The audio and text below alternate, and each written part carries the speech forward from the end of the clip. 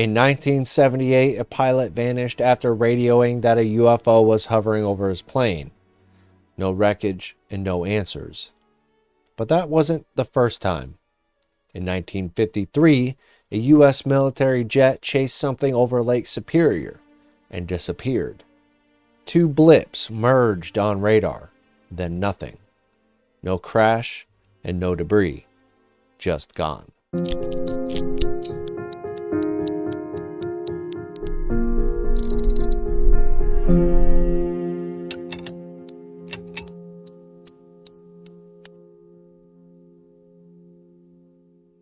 On the night of November 23, 1953, something over Lake Superior triggered a scramble at Kinross Air Force Base in Michigan. The radar crew had picked up an unidentified target, moving erratically, hovering near restricted airspace, and not responding to any form of communication. Within minutes, a Northrop F-89 Charlie Scorpion interceptor was dispatched into a frigid sky. On board were First Lieutenant Felix Moncla, a 27-year-old pilot, and his radar operator, Second Lieutenant Robert Wilson. The mission identified the unknown craft.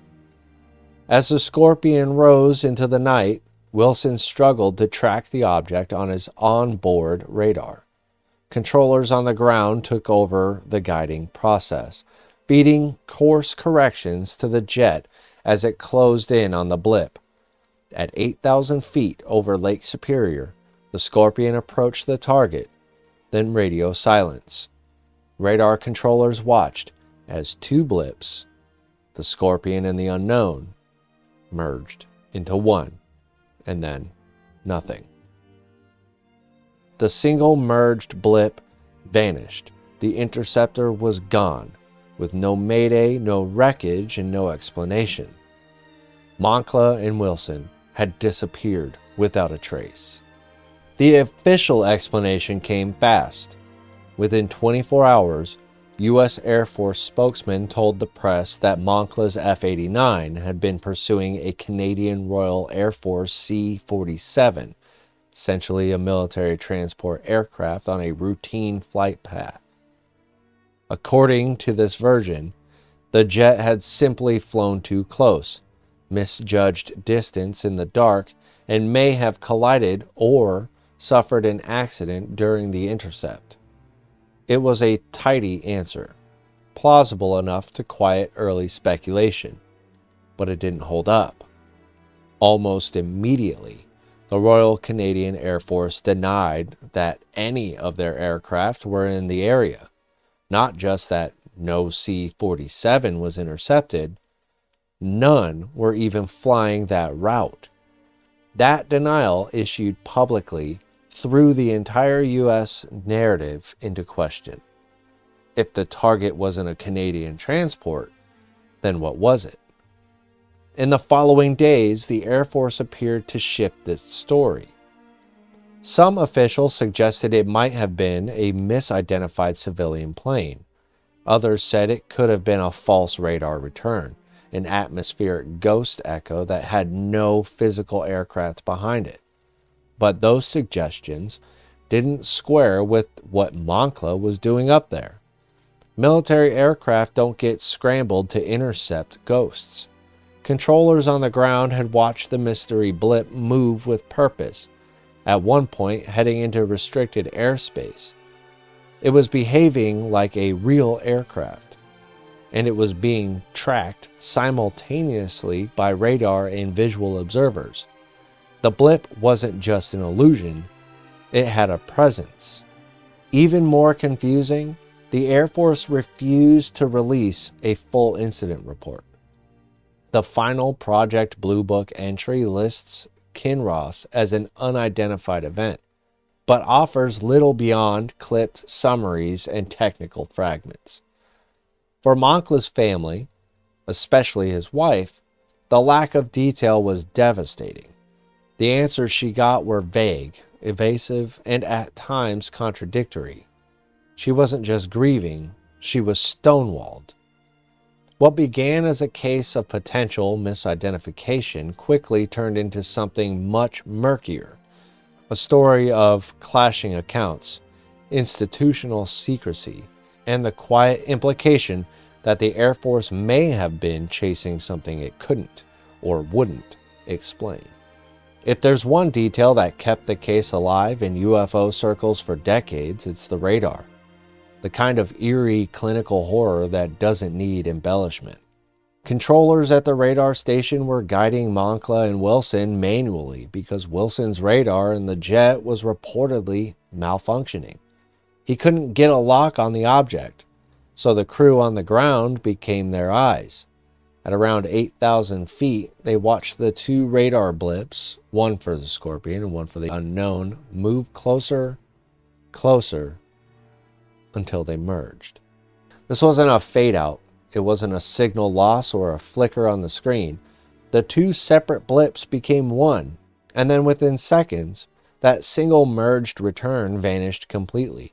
No return for Moncla's jet, no return for the unknown aircraft, just gone. The Air Force's radar techs later attempted to explain the merge as a coincidence, that perhaps the radar tracking system had glitched, misregistering the distance between two fast-moving objects.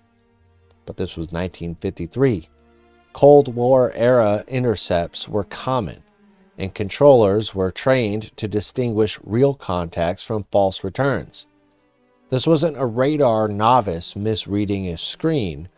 This was trained personnel tracking a mission in real time. They watched a U.S. military jet meet something and disappear. Some suggested a mid-air collision. Maybe the Scorpion struck the unidentified object and both crashed into the lake. But that raises an equally grim question. Why was there no wreckage from either craft? Even in the most mundane reading, the scenario is deeply unsettling. A U.S. Air Force jet was vectored toward a flying object that should not have been there. Then the two became one, and then both ceased to exist on radar. UFO researchers seized on the image, the blips merging, as more than just symbolism. They believed it could represent physical contact, even abduction. The idea that the F-89 was taken isn't just science fiction embellishment. It's rooted in the cold, mathematical finality of radar data. The jet made contact, and then it ceased to be. Following the disappearance, the U.S. and Canadian militaries launched an aggressive search operation over Lake Superior. Aircraft and naval vessels combed thousands of square miles. Sonar sweep scans beneath the frigid surface. Planes flew tight grid patterns in hopes of spotting wreckage or life vests. But the vast lake offered nothing. No debris, oil slick, or human remains. The F-89 Charlie Scorpion was a twin-engine jet. It wasn't small. It wasn't light. If it had gone down due to a collision or failure, there would have been some trace. A flotation cushion, a broken piece of wing, even something as small as a helmet or a panel fragment. But there was absolutely nothing. It was as if the aircraft had disintegrated. Lake Superior is not forgiving. It is deep, dark, and cold year-round, with portions reaching depths of over 1,300 feet. Visibility underwater is minimal. Even modern wrecks have remained undiscovered for years. The Great Lakes are notorious for swallowing ships whole, but even among its long history of maritime vanishings, this case stands out because of the suddenness and because of the lack of any environmental cause. There was no storm, no mechanical report of distress, no mayday call. Curiously, in 2006, a private dive team claimed they had found the wreckage of a Scorpion at the bottom of Lake Superior.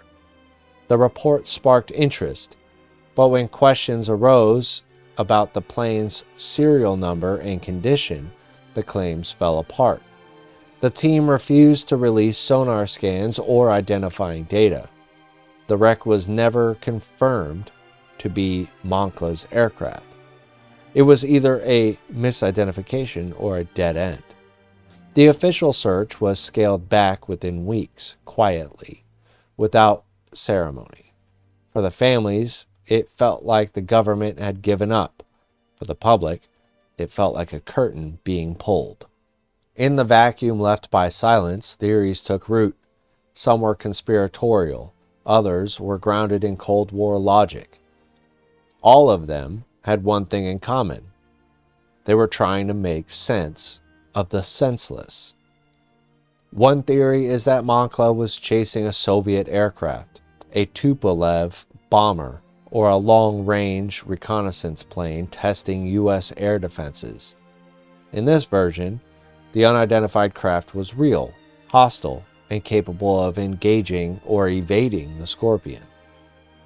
If a confrontation occurred and ended in destruction, it would have sparked an international crisis. Covering it up, in that light, could be seen as damage control to avoid nuclear escalation. But no declassified Soviet records or Cold War documents have ever hinted at such an incident. And the USSR was known to gloat over its triumphs. A lost U.S. jet would have been propaganda gold. Another theory points towards U.S. experimental aircraft, possibly a test run from a top-secret project run out of Wright-Patterson or Groom Lake. If the blip was one of ours and Moncla got too close, his jet may have been destroyed accidentally or even intentionally to protect the secret. This would explain the rapid cover-up, the shifting story, and the radar inconsistencies. But it requires a level of calculated coldness that, while not impossible, is hard to stomach. Then there's the UFO theory, which thrives in the absence of conventional answers. If the object wasn't terrestrial, if it behaved in a way that defied our understanding of propulsion, radar, signature, and maneuverability, then the merge may not have been a collision, but a capture. The theory holds that Moncla's Scorpion was physically absorbed, dismantled, or otherwise removed from our reality. Skeptics push back, suggesting equipment failure or disorientation. Maybe Moncla suffered hypoxia or vertigo. Maybe Wilson's radar was inoperative, and they flew too far without reference points. But that doesn't explain the merged radar contact, or the total lack of physical evidence. The Great Lakes have given up shipwrecks from over 100 years ago. Moncla's plane remains absent.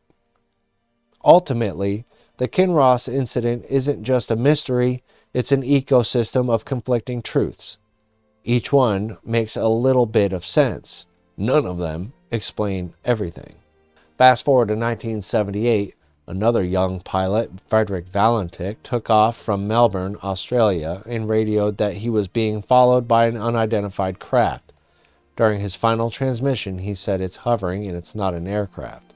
Moments later, communication was lost. Valentich's plane was never found. I have a video on Frederick Valentich, and I include his radio transmission, so you can go back and check that out.